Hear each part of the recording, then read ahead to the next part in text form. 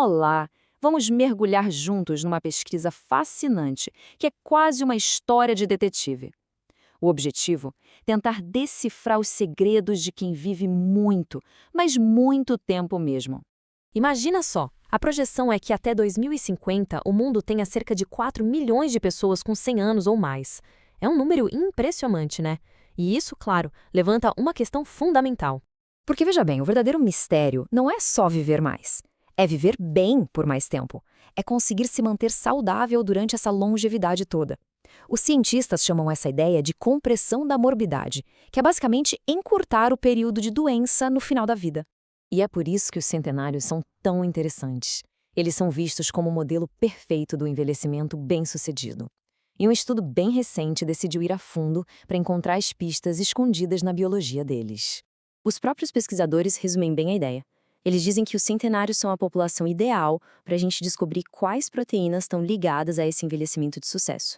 É neles que pode estar a chave para entender como uma vida longa e saudável funciona no nível molecular.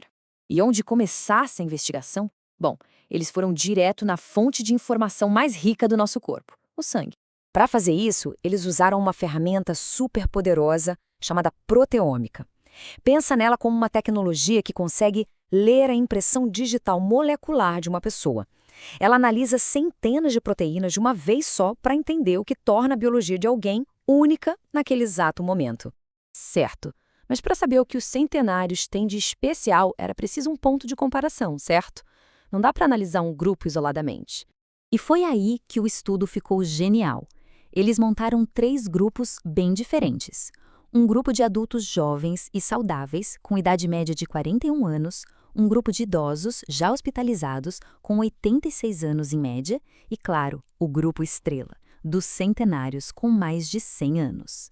O grande objetivo, então, era esse: comparar a assinatura de proteínas no sangue desses 3 grupos e ver o que saltava aos olhos, o que diferenciava os centenários dos outros 2.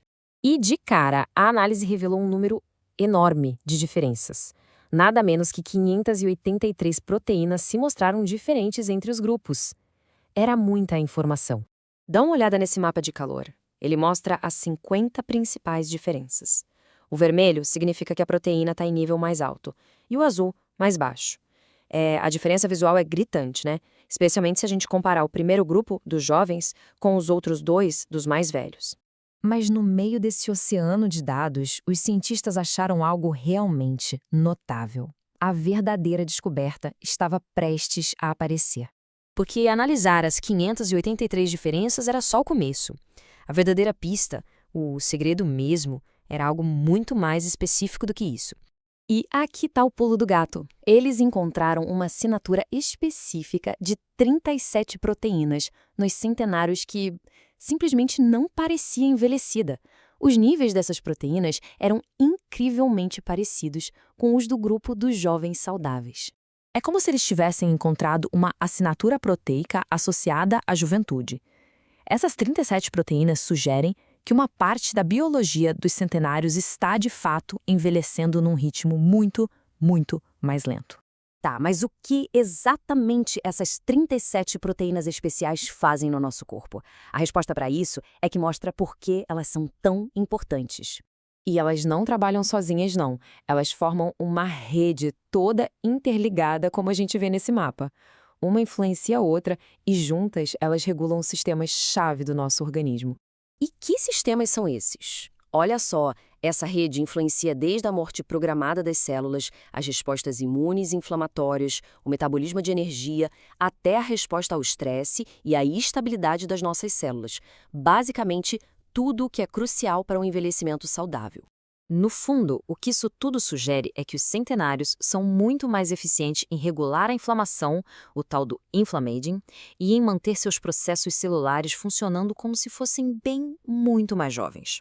E isso nos deixa com uma pergunta fascinante. Será que entender a fundo essa assinatura de 37 proteínas pode, um dia, abrir caminho para novas terapias, novas formas de promover um envelhecimento mais saudável para todo mundo? A resposta ainda está sendo escrita.